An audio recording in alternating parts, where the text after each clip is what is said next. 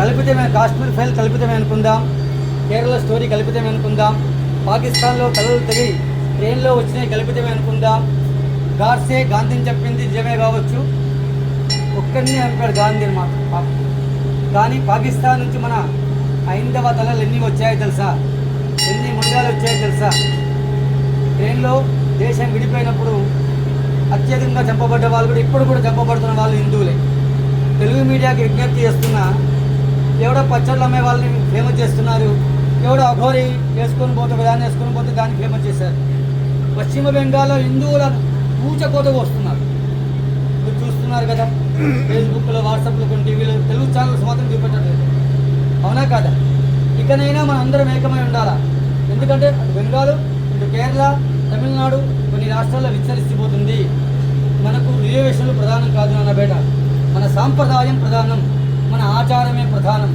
మన భావితరాల కోసం మనం ఏకమై ఉందాం, అఖండ భారతాన్ని నిర్మించుకుందాం, సమర్థమైన నాయకుడిని ఎన్నుకుందాం దయచేసి. ఎందుకంటే మన శక్తి కోసం, మన భూభాగం కోసం. పాపం తండ్రిని కొడుకుని చంపేశారు, ఎంత దారుణం. వాళ్ళకి వక్ఫ్ బోర్డు అంటేనే తెలియదు నిజంగా చెప్పాలంటే. సవరణ మాత్రమే చేశారు, ఏ దేశంలో వక్ఫ్ బోర్డు లేదు నాన్న, ఒక భారతదేశంలో అంటగట్టారు. చట్టాలు చూసుకోండి ఎప్పుడు తయారయ్యాయి మన కోసం. ప్రార్థనా చట్టాలు కూడా అన్నీ కూడా మనకు వ్యతిరేకంగానే ఒక గవర్నమెంట్ సపోర్ట్ చేసింది, తయారు చేసింది. ఎందుకు? మనలో ఐక్యత లేక ఇలా చేసినది.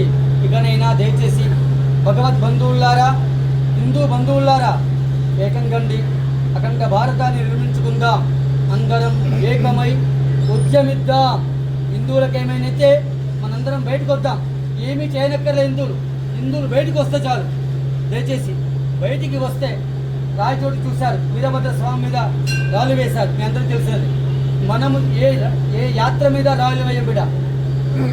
ఇక్కడైనా మారండి దయచేసి, శక్తి కోసం, మన భూభాగం కోసం, మన సాంప్రదాయం కోసం, మన పెద్దల కోసం ఎంతో త్యాగబలంతో ఇలా ఉన్నాం.